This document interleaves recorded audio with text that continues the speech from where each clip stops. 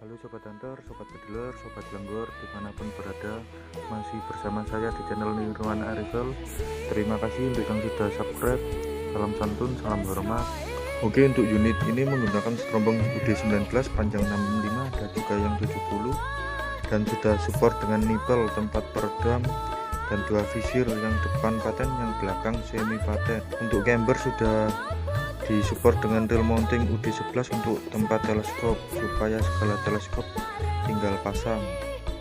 Dan camber ini menggunakan UD22 dengan panjang 21 cm dengan 3 tarikan grendel. Untuk bahan pokok unit ini ada 3 varian, ada rengas merah, jati, sama sono. Untuk memudahkan sobat membawa senapan ini sudah disupport dengan swivel atas dan bawah tempat tali sandang atau tali jerah. Untuk info lanjut bisa langsung WA. Terima kasih.